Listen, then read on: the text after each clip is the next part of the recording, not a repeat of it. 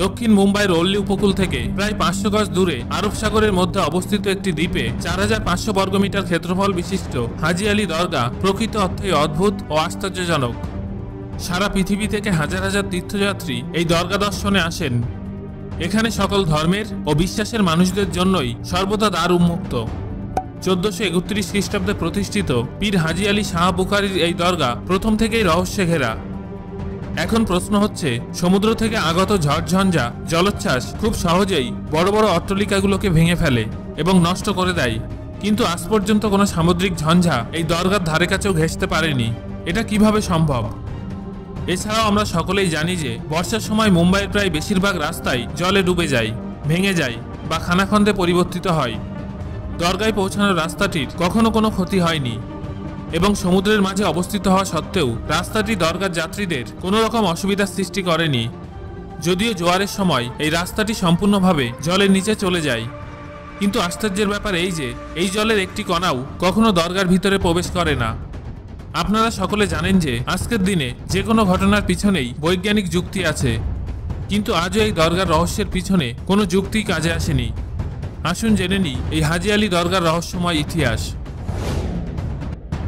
একবার পীর হাজী আলী উজবেকিস্তানের একটি স্থানে নামাজ পড়ছিলেন। হঠাৎই এক মহিলা কাঁদতে কাঁদতে সেখানে এসে পড়েন।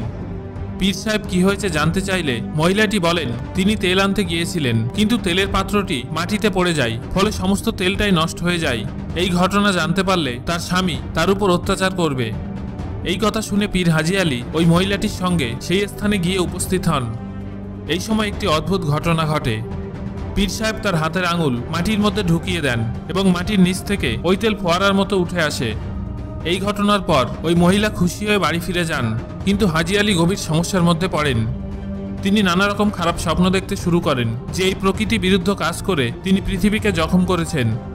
এরপর থেকেই হাজী আলী মনের অসুখে ভুগতে শুরু করেন। এভাবে তিনি প্রচণ্ড অসুস্থ হয়ে পড়েন এবং স্থির করেন যে এই পরিস্থিতির মধ্যে থেকে বের হতে হবে।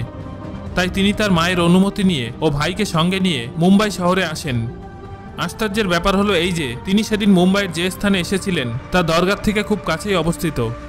কিছুদিন পরেই তার ভাই ফিরে যান এবং হাজী আলী মানুষের মধ্যে ইসলাম ধর্মের প্রচার ও প্রসার বাড়ানোর জন্য ভারতেই থেকে যান। কথিত আছে যে তিনি তার মাকে চিঠি লিখে নিজের অদ্ভুত ইচ্ছার কথা জানান। তিনি নিজের ভাগের সম্পত্তি বিক্রি করে গরিব মানুষদের সাহায্য করার ইচ্ছা প্রকাশ করেন। হাজী আলী শাহ ছিলেন একজন খুব বড় মাপের ব্যবসায়ী, কিন্তু ইসলাম ধর্মের প্রচারের জন্য তিনি সমস্ত ভোগবিলাস ত্যাগ করেন। নিজের সমস্ত সম্পত্তি গরিবদের মধ্যে ভাগ করে দিয়ে হাজী আলী মক্কার উদ্দেশ্যে যাত্রা করেন, কিন্তু যাত্রাকালীন সময়ে তার মৃত্যু ঘটে। কিন্তু মৃত্যুর আগে তার একটি ইচ্ছার কথা তিনি সকলকে জানিয়েছিলেন। সেটি হলো মৃত্যুর পর যেন তাকে কবর না দেওয়া হয়, বদলে তাকে সমুদ্রে ভাসিয়ে দেওয়া হয়। তাই তার অন্তিম ইচ্ছার সম্মানার্থে তার কফিনটিকে সমুদ্রে ভাসিয়ে দেওয়া হয়। কিন্তু আশ্চর্যের ব্যাপার হলো যে তার কফিনটি আরব সাগরে ভাসতে ভাসতে মুম্বাইয়ের সেই স্থানে এসে পৌঁছায় যেখানে তিনি থাকতেন। এটি অভূতপূর্ব একটি ঘটনা। এরপর ওনার অনুগামীরা ওই স্থানে হাজী আলী দরগা স্থাপন করেন। হাজী আলী প্রকৃত অর্থেই একজন সৎ, ধার্মিক ও পরোপকারী মানুষ ছিলেন। তাই হয়তো প্রকৃতিও তাকে সম্মান জ্ঞাপন করে। রহস্যময়ভাবে 1431 সাল থেকে আজ পর্যন্ত কোনো দুর্যোগ এই দরগাটিকে স্পর্শও করতে পারেনি। যদি সৌন্দর্যের কথা বলেন তবে সমুদ্রের মাঝে দণ্ডায়মান সাদা রঙের হাজী আলী দরগা একটি যথার্থ দর্শনীয় স্থান। এটি ইন্দো ইসলামিক স্থাপত্য অনুসরণ করে বানানো।